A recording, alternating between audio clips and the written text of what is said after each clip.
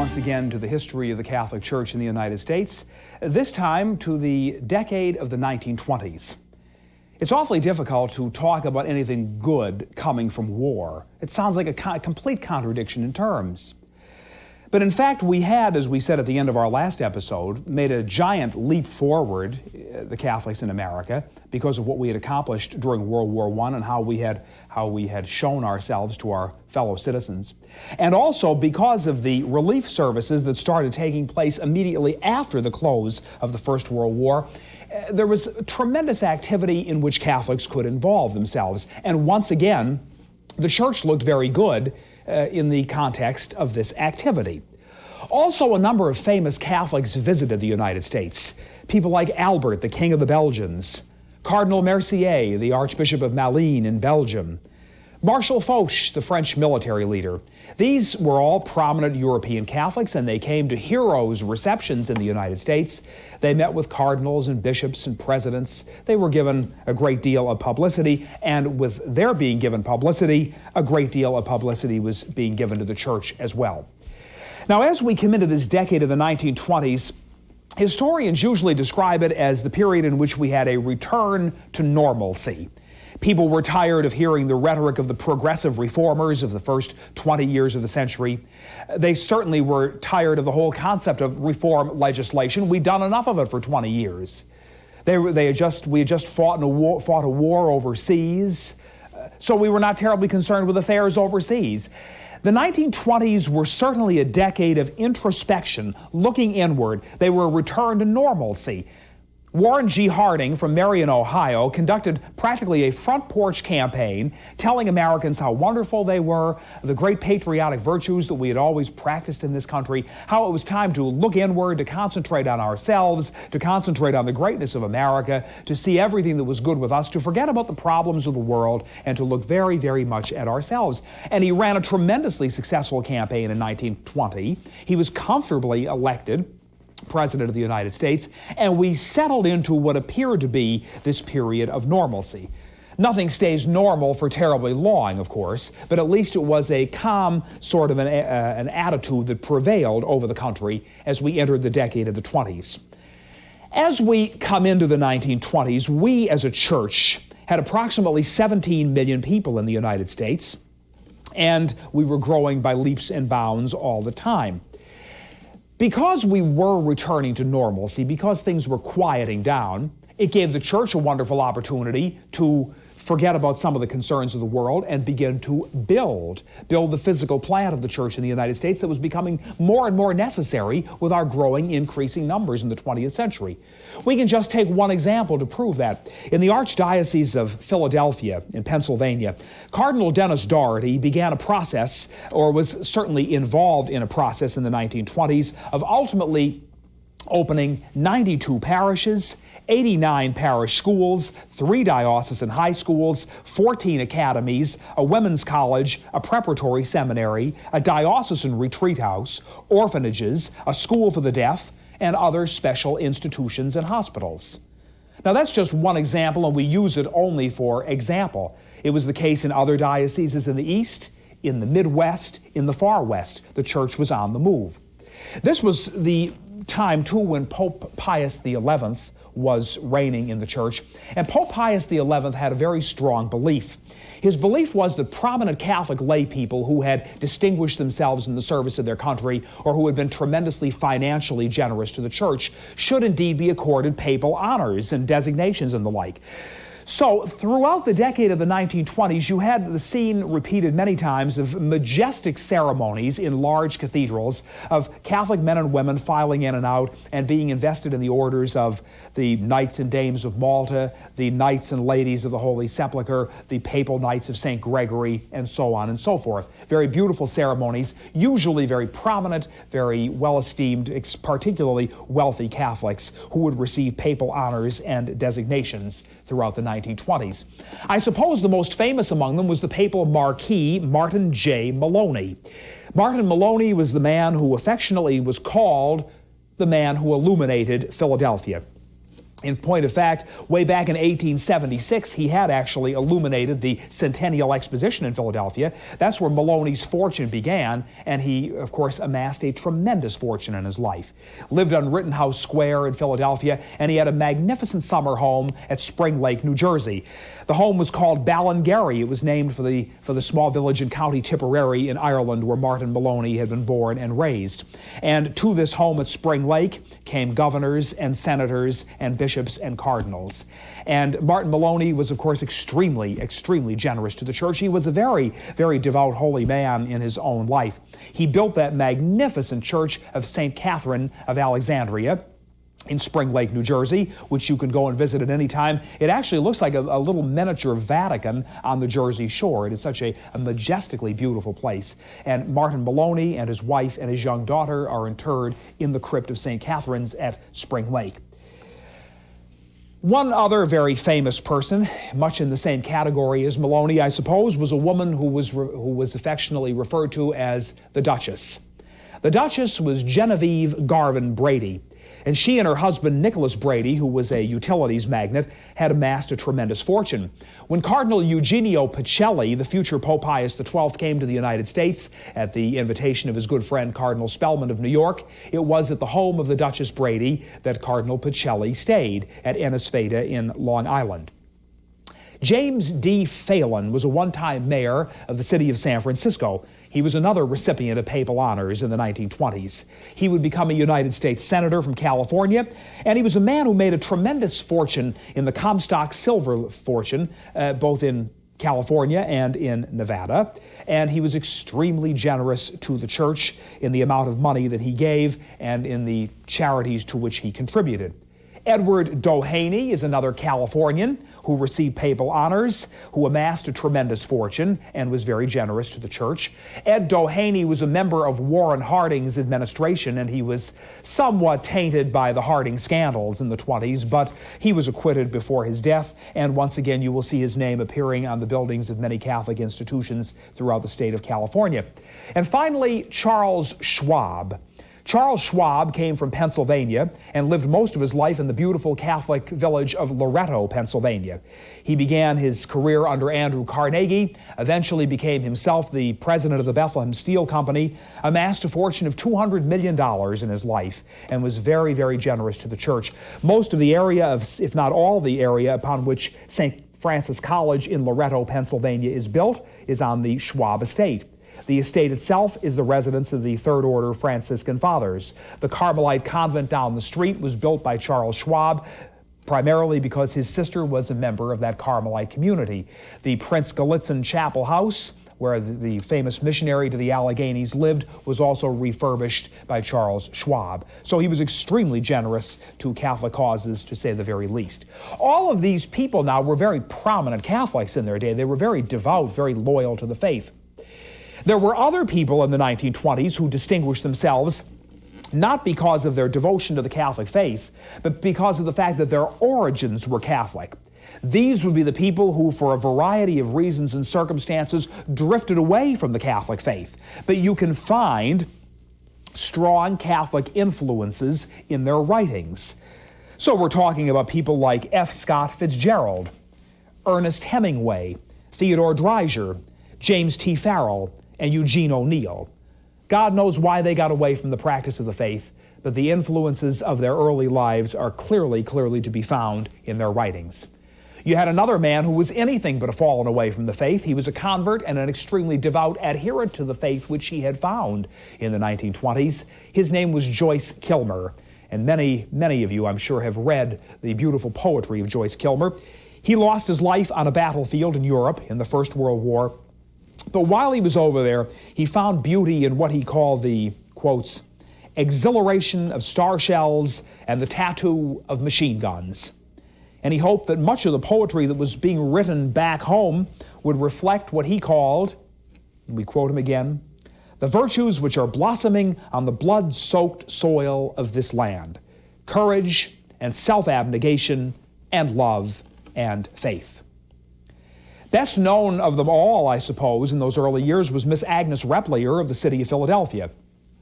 Agnes Repplier was a short story writer, a novelist, an essayist, She was a very close friend of Father Isaac Hecker, the founder of the Paulists, of whom we spoke a bit in our last episode.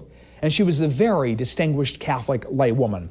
So distinguished, in fact, that the University of Notre Dame in Indiana honored Miss Repplier with their famous Laetare Medal. The Laetare Medal is given to only a small handful, and was given to only, in those days, a small handful of Catholics who had distinguished themselves. And in her case, she distinguished herself by her literary genius and her literary talent and output. So Catholics were distinguishing themselves either because of what they could do for the church financially or what they could contribute intellectually. But Catholic lay people were, to a very great extent, coming into their own in the 1920s. That is not to say, of course, that we did not have a number of the Catholic hierarchy who came into their own in the 1920s. Recall we said a few episodes back that it was the episcopacy of James Cardinal Gibbons in Baltimore that really seemed to overshadow so many other bishops and archbishops throughout the United States. Now, Cardinal Gibbons passed from the scene. He went to his eternal reward in March of 1921. And as we come into the decade now of the 1920s, we have a number of major ecclesiastical power players, if we may call them that, who emerge on the national scene. First of all, we have to remember that from the 20s on, the presence of the apostolic delegation in Washington is something which is very important. The Pope's nuncio being present in our own country means the Pope's personal representative is here, and the presence of the nuncio is a presence to which all of the other bishops and archbishops and cardinals of the Church of the United States always looked, and to whom they always deferred. So it's very important that we mention the presence of the papal nuncio. But in addition to the nuncio, whoever he may be at any given period of time, we have among our own members of the American hierarchy 4 who really distinguished themselves in the decade of the 20s. Cardinal Doherty in Philadelphia, Cardinal O'Connell in Boston, Cardinal Hayes in New York, and Cardinal George Mundelein in Chicago. A word then on each of these 4 men. Dennis Doherty, who was a native Pennsylvanian, had been a seminary professor in his younger days. He was the first American bishop to serve in the Diocese of Nueva Segovia in the Philippines. Came back and was the Bishop of Buffalo, New York, and ultimately the Archbishop of Philadelphia. Doherty became a tremendous supporter of the temperance movement, vigorously opposed communism in the 1920s, and constantly sought to raise the tone of America's motion pictures. William Henry O'Connell was a native of the Sea City over which he presided for some 37 years. Cardinal O'Connell in his younger day had been rector of the North American College in Rome. He had been a bishop in Portland, Maine, and then became the Archbishop of Boston. Once again, O'Connell was a tremendous builder of the physical plant, but he's remembered for other things as well. Cardinal O'Connell is remembered for the very patriotic role he played during the First World War.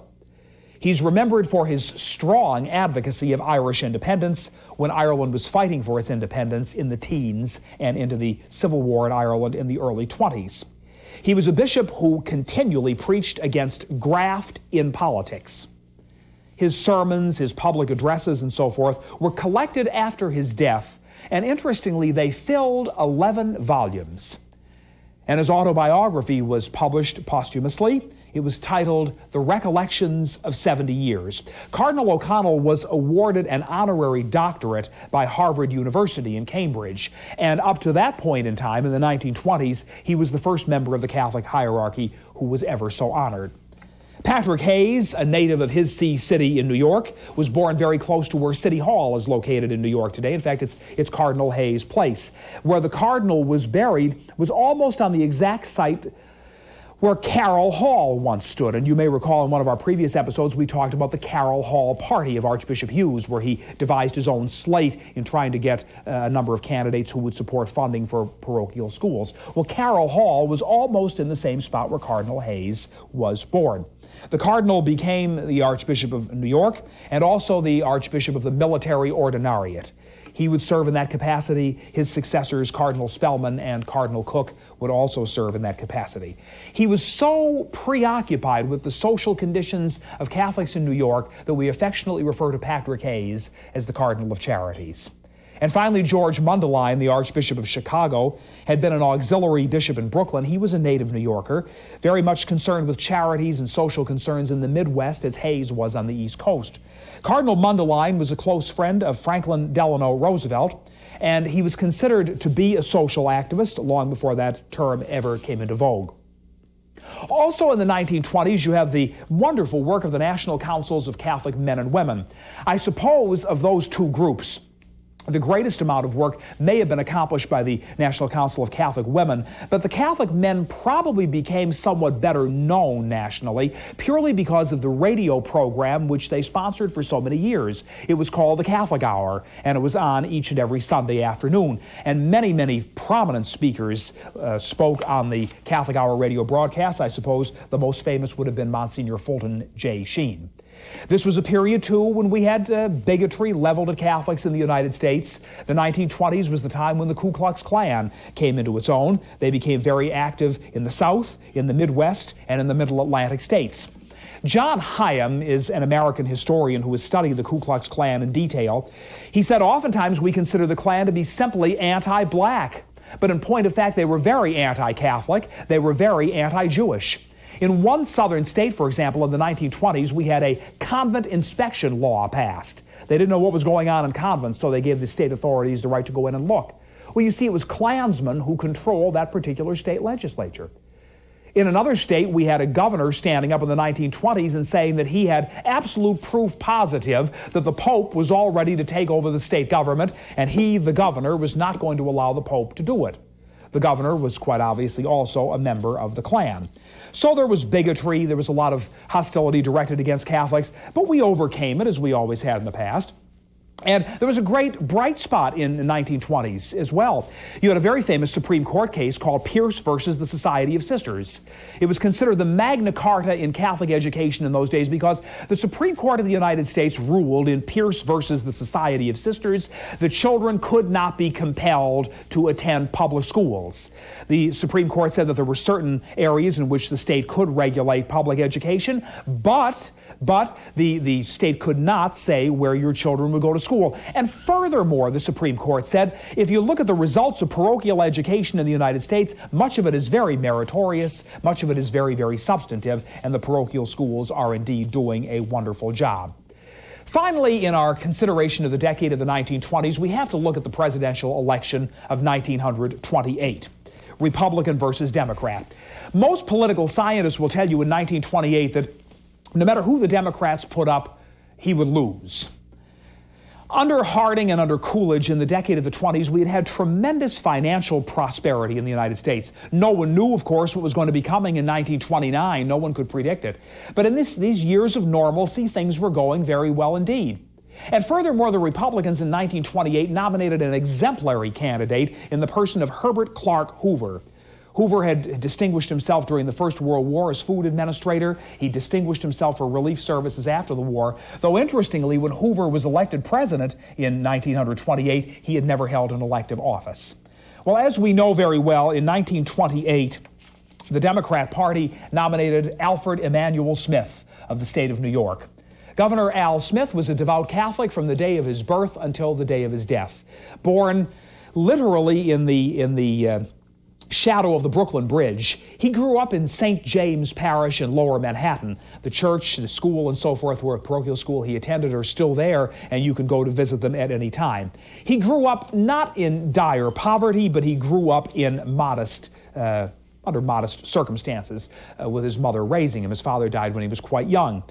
When Al Smith was 30 years of age, he was elected to the New York State Assembly, and he would go on to serve in the New York State Assembly for several terms. He became an authority on the workings of New York State government, and particularly on the New York State Constitution. He was the impetus really for drawing up a new state constitution in his time. He would be elected governor of the state of New York, and in total he would serve 4 terms as New York's governor. Al Smith was never a pretentious man, never forgot his very humble roots from which he came, never tried to be anything that he was not. One time, for example, he was seated on the platform at the University of Notre Dame at an academic convocation, and surrounding him were gentlemen who had all kinds of degrees, LLDs, PhDs, STDs, and so forth. After the commencement exercises, a member of the press was there, and they said, Governor Smith, what are your academic credentials? You're surrounded by so many of these academics. What are your credentials? And without batting an eye, Al Smith said, my degree is FFM. And the fellow from the press said, I've never heard FFM. What is that? Smith said, Fulton Fish Market. And I'm just as proud of my years working as a youngster at the Fulton Fish Market as I would be of an academic degree. Well, in 1928, he was the Democrat nominee for President of the United States, and there was a great deal of bigotry leveled at Al Smith. If you are elected, an open letter to Al Smith said, what is your position on public schools? Are you going to do away with them? No, said Al Smith. I have a great deal of respect and admiration for the public school system in the United States. I'm certainly not going to abolish it if I'm elected president. Well, if you're elected president, what is your position on the separation of church and state? Well, said Al Smith, I am just as much a believer in the separation of church and state as any other American would be. It's a key concept of our government. I believe in it fully. Well, if you are elected president of the United States, are you going to be a puppet of the Pope? I most certainly am not, said Al Smith. I am the Pope's loyal servant as far as my religious views are concerned, but the Pope would not tell me how to run the United States. Now, these were general answers. Of course, Smith gave them in a very much more elaborate way. Al Smith was obviously not a theologian, but he consulted a very fine theologian, a man we've also talked about in this course previously, Father Francis P. Duffy from St. Joseph's Seminary in Yonkers, New York, Fighting Father Duffy, the famous statue in Times Square. Well, as we told you, Duffy was also a fine theologian, and he was the one who really prepared very, very well-worded, theologically well-worded answers for Al Smith to answer his critics during the course of the 1928 presidential campaign. He never once in the course of the campaign tried to water down his Catholicism. He never tried to say that he was anything but what he was. He went out of his way to show that he was a great friend of a number of members of the Catholic hierarchy. He was a particularly close friend of Cardinal Patrick Hayes in New York, but he would be photographed as he traveled around the country with bishops and archbishops and cardinals. Never played down his religion for one moment, never said he was anything but what he was. He ran with Senator Joseph Robinson of Arkansas, trying to have a sectional balance, if you will, to the ticket. He lost the election, as we know so well, but he certainly put Catholics on the map. He overcame a great deal of bigotry, as many of his other Catholic predecessors in the United States had done in their day, overcoming bigotry. So Al Smith did in his, but probably on a grander scale than many of the people who had gone before him. Al Smith had that one big chance. Al Smith came closer to the presidency than did anyone else, because Al Smith was the first Roman Catholic who was actually nominated by a major party for President of the United States. He was very fond of saying, let's look at the record. Well, as far as his record in New York was concerned, we have laws benefiting the poor, widows, child welfare, and working people. Here is a wonderful quote from Governor Alfred E. Smith, which tells you a lot, I think, about his philosophy of government and a great deal about his philosophy of life. He was reminiscing about his career, about the years he had served in the state legislature, the run for president, the contributions that he had tried to make in the state of New York politically from the days he was a young assemblyman, all through the assembly and all through his years as governor. And looking back on it all and all of his activity, he simply said this: we had been in a great hurry to legislate for the interests. We had been slow to legislate along the direction that means thanksgiving to the poorest man recorded in history, to him who was born in a stable in Bethlehem. That was Governor Alfred E. Smith, governor of the state of New York, candidate for president in 1928. A very, very devout Roman Catholic. He and his devoted wife, Catherine, are buried in Calvary Cemetery in Long Island City in New York. You can visit their graves to this very day. What a wonderful thought on which to end our consideration of the history of the Catholic Church in the 1920s, that very spiritual outlook from a man who was himself very spiritual, a man in whom all Catholics in the United States can take pride. Thank you very much.